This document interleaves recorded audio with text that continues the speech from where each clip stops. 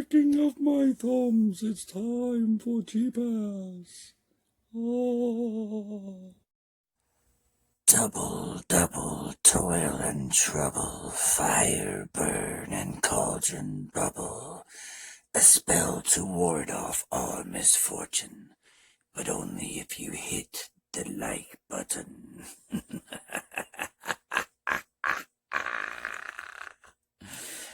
Come on into my parlor. It is time for another creepy cheap ass.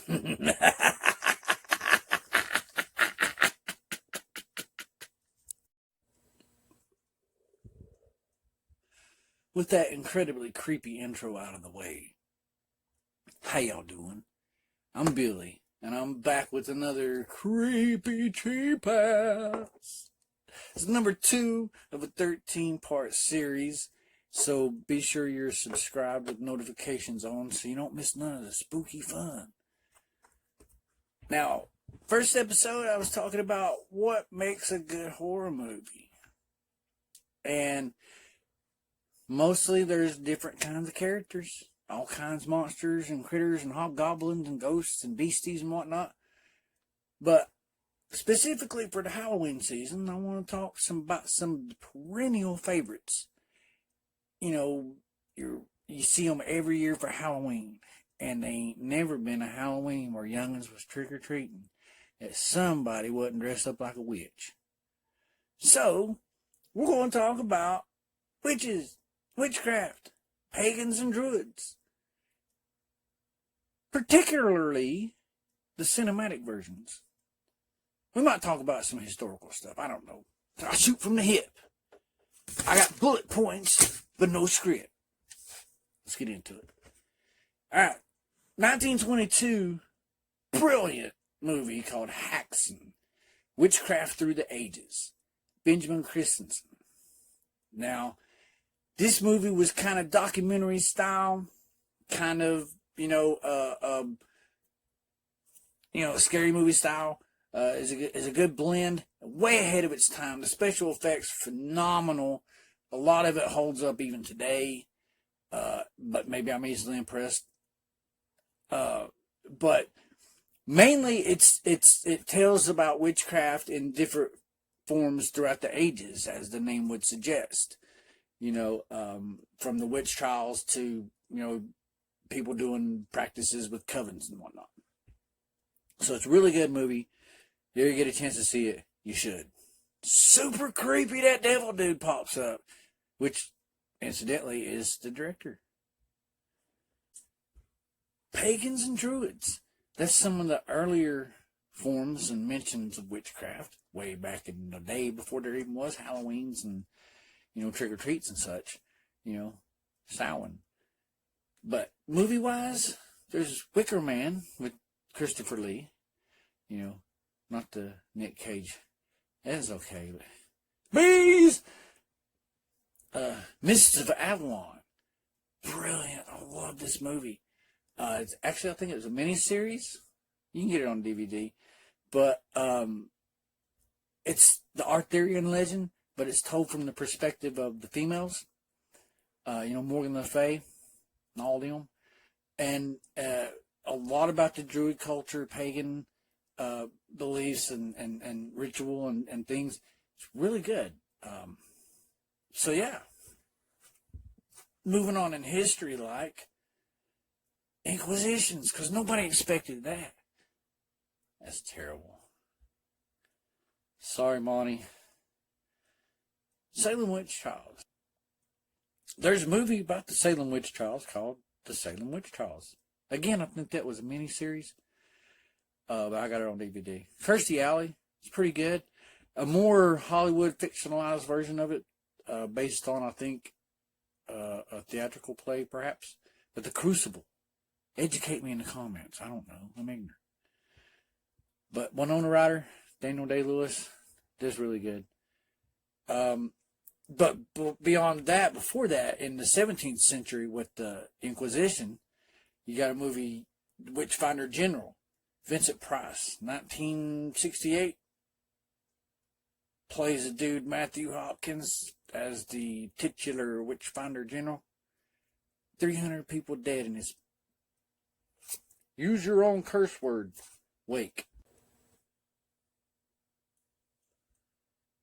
What about witches that appear as spirits? The Bell Witch of Tennessee, Kate Batts. True story. If you don't know, you owe it to yourself to look it up. Ellie Kedward, also known as the Blair Witch. That was a pretty good movie. I bought the hype before I went to see it, I'll confess.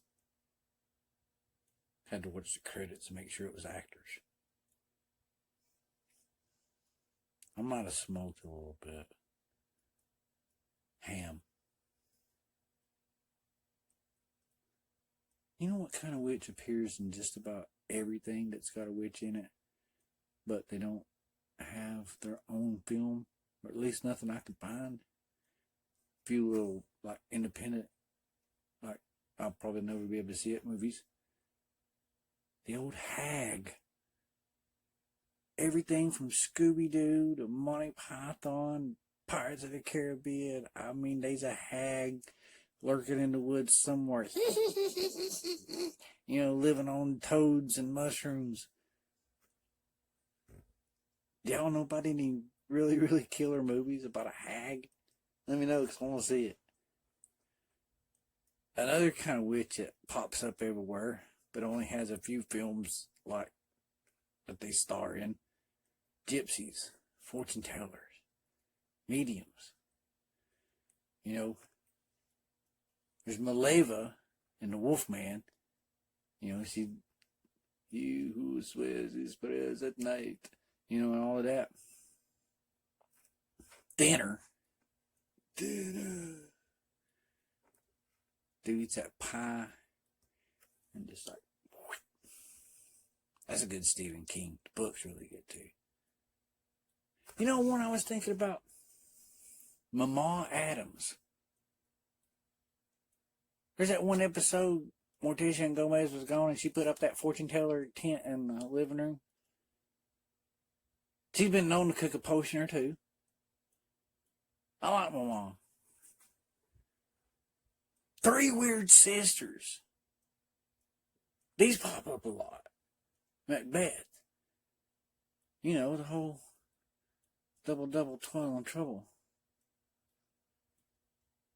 Clash of the Titans. They got 3 of them. They only got one eye. They got to pass it around. Or everybody's favorite, the Sanderson sisters. It's just a bunch of hocus pocus. Witches of Eastwick. Were they sisters? There's 3 of them. There's witches. Do you like witch movies? What kind of witches appearing in movies do you like? Covens? You got The Craft? Paranormal Activity? Rosemary's Baby? That's scary. If you've never seen that one, that's a good one you should get into. Classic. But then, you know, you got your magical, stereotypical witch. Wizard of Oz, you know, there's one for every point on the compass. Evil and good. Wicked. Chronicles of Narnia. Harry Potter.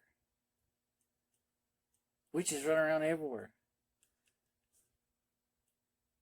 Got them living next door. Samantha Stevens. Sabrina Spellman. Black-clad goth chicks. Black-clad goth chicks.